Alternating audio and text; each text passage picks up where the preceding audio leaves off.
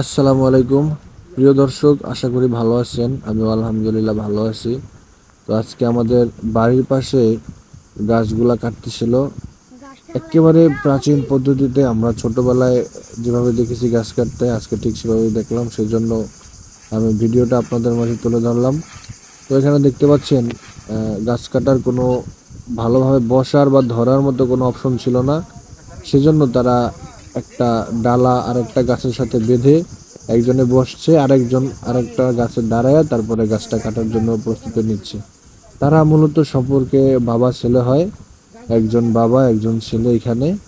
তো এখানে ছেলের কষ্ট হচ্ছিল, ঠিকভাবে দাঁড়ায় কাটতে পারছিল না এখানে, সেজন্য বাবা বলল তাহলে তুমি এখানে আসো, আমি ওইখানে যাই। পরবর্তীতে বাবা চলে গেল ছেলের জায়গায়, ছেলে চলে গেল বাবার জায়গায়। তো এভাবে তারা জায়গা পরিবর্তন করে তারা আবার কাটা শুরু করছে। আপনারা দেখতে থাকুন একটা গাছ কাটা কতটা রিস্কের কাজ এবং কতটা কঠিন হয়।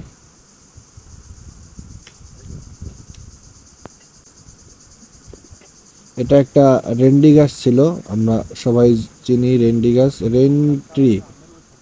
এই জন্য সবাই এটাকে রেন ট্রি বলে, কারণ এটা রাত্রেবেলায় গাছের নিচে বসলে দেখবেন বৃষ্টির মতো পানি পড়ে, সেজন্য এটার নাম রাখা হয়েছিল রেন ট্রি।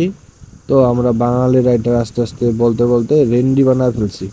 যাই হোক, তারা বাবার ছেলে জায়গা পরিবর্তন করে নিয়ে এখন ভালোভাবে দেখাই দিচ্ছিল যে গাছটা কতটুকু পর্যন্ত কাটলে সঠিক জায়গায় সঠিকভাবে ফেলতে পারবে। তো তারা করাত দিয়ে গাছটা কাটা শুরু করে দিছে, আপনারা দেখতে পাচ্ছেন। এখন বাবা একটু কষ্ট হলেও ছেলেকে কষ্টের জায়গা থেকে সরিয়ে বসার জন্য জায়গা দিয়েছে এবং বাবা দাঁড়ায় কষ্ট করে গাছটা কাটতেছে, আপনারা দেখতে পাচ্ছেন। তো কিছুক্ষণ পরে গাছটা পড়ে যাবে, গাছটা প্রায় কাটা শেষ। এটা আমি উল্টো সাইড থেকে দেখাচ্ছি। গাছটা প্রায় কাটা শেষ পর্যায়ে, আর অল্প একটু বাকি আছে, তারপরে গাছটা পড়ে যাবে। তো আপনারা দেখতে থাকেন, আশা করি আপনাদের ভালো লাগবে। আর ভিডিওটা যদি ভালো লাগে, এই গ্রামীণ ঐতিহ্যবাহী ভিডিও, প্রাচীন ভিডিও যদি আপনাদের ভালো লাগে, তাহলে অবশ্যই পেজটা ফলো দিয়ে রাখবেন। আমি চেষ্টা করি গ্রামগঞ্জের ঐতিহ্যবাহী যে জিনিসগুলো আছে সেগুলা ভিডিওর মাধ্যমে আপনাদের মাঝে তুলে ধরতে।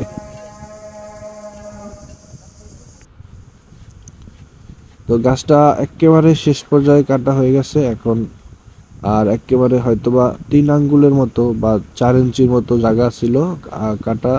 ওইটুকুই হাত করার দিয়ে দেখতেছি মুরব্বী গাছটা কেটে দিচ্ছে।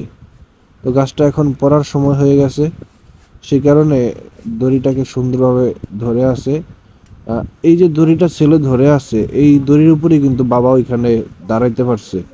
তো একজনের উপরে অগাধ বিশ্বাস ভরসা না থাকলে কিন্তু ওইভাবে আরেকজনের হাতে দড়ি দিতে পারে না। যদিও তারা বাবা ছিল, তাদের তো ভরসা থাকবে, এটাই স্বাভাবিক।